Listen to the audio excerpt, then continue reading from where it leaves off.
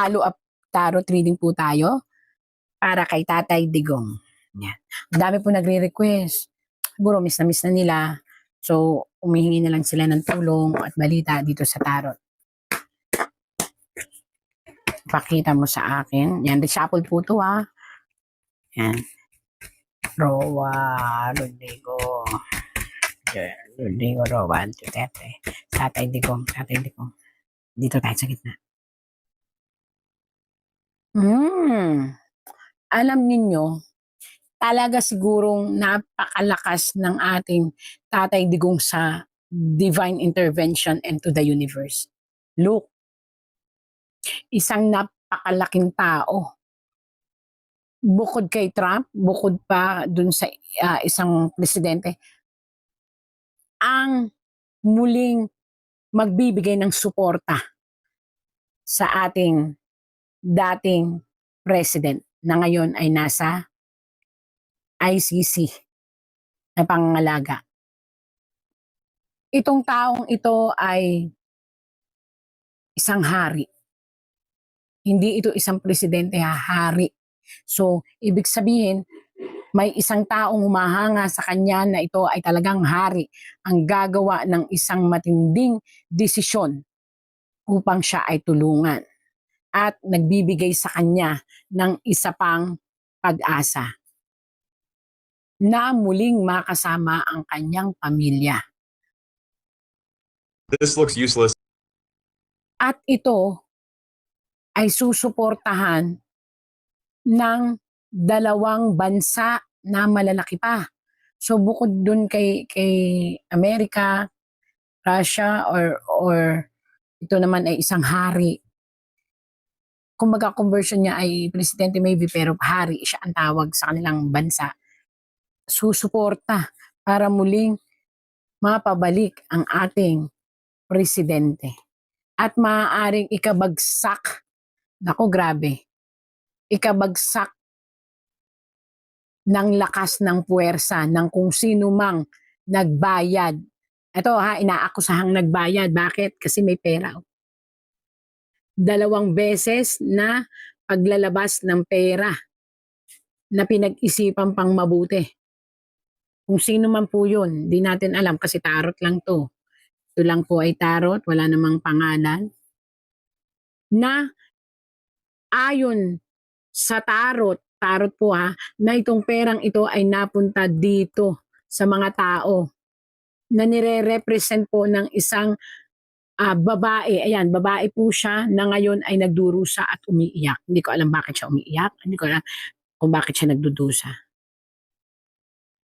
At ngayon po ay pabaliktad niyang mararanasan. Nila ha, hindi niya lang.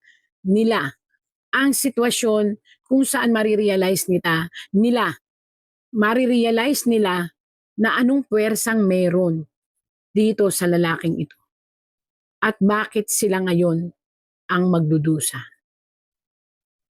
Kaya lang, again and again po, pakabilisan dahil po hindi na kaya ng katawan ng ating dating presidente kasi nga po nagdaranas na siya ng sa dugo, maaaring sa diabetic niya, tapos sa memory niya medyo humihina na kasi may edad na, and sa mga tuhod, bituka. Karamdaman po ito na dumadanas ngayon ng matinding pag-ikot sa katawan niya ng karamdaman.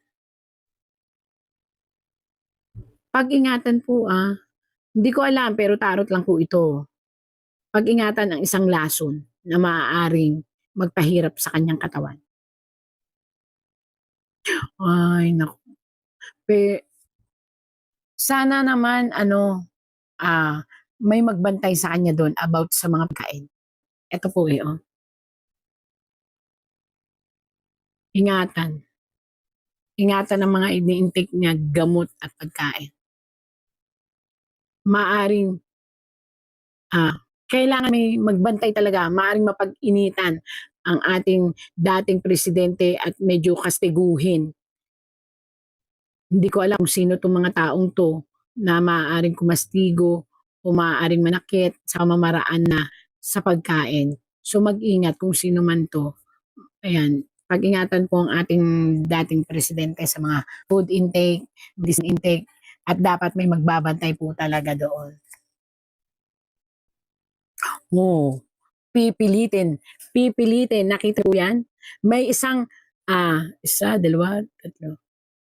May dalawang ngayon pa lang, may dalawa, isa, dalawa at tatlo. Isa, dalawa, tatlo, maaaring ito ay tao o bansa ang magpupumilit na mapapermahan ito, papel, upang upang muling maibalik ang ating Tatay Digong sa Pilipinas. Yun. Ayan, isa, dalawa, tatlo, nag-uusap. Pipilitin na yun ang papel upang maibalik ang Tatay Digong sa kanyang pamilya. Ito. Pipilitin nila.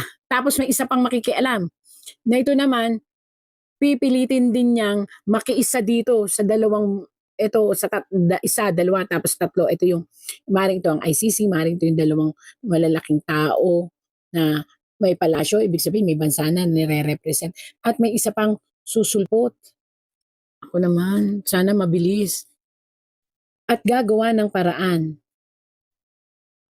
At maaaring may isa sa ICC na babae na tatayo para baguhin ang lahat ng mga batas na ipinupukol sa ating presidente, na maaaring itong babae po ito ha, ay pag-aaralang mabuti at susuportahan ng mga kasama niya na matataas na judge, kumbaga judge, hindi ko maalam kung ano yung tawag sa kanila doon. Isang lalaki na humahawak ng kaso ang muling magre-revive at pag-aaralan ang lahat at magiging teamwork sila ng babaeng ito, kung saan ang gusto nila ay mapagbigyan ang mga taong humihiling na mapawalang bisa at mapawalang bisa ang mga kaso at mapalaya ang ating dating presidente. Atensyon. By this time, maaaring matakot sila na muling makinig sa ibang bibig or isipan. Oh, sana mangyari na. Di po ba? Bakit? Kasi ayaw kong magkagulo. Ayan po, nakabaliktad na babae. Ibig sabihin po nakabaliktad na babae, isang bayan. Isang ina natin, Mother Earth o Mother, Nation. Ang inang bayan natin. Huwag bumaliktad. Bakit ako excited na mangyari na po ito? Para po, huwag nang magkagulo. Yun lang naman ang pray ko eh. Maayos na ang lahat at huwag nang magkagulo, palayain ang dapat palayain. Ayan, sa dalawa, tatlo.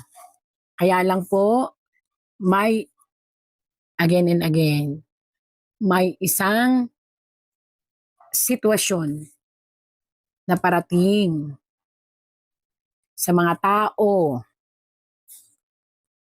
na naging dahilan, ayan po, na naging masaya, panandalian sila, at naging dahilan para maitapon o maitaboy nila itong si dating president, ayan o, nakatalikod, na ito ay paikot-ikot na gumagawa ngayon ng sirkulo sa universe, sila ay hahatulan. Kaya kung sino man po ang humahawak ng mga sitwasyon, pakaisiping mabuti.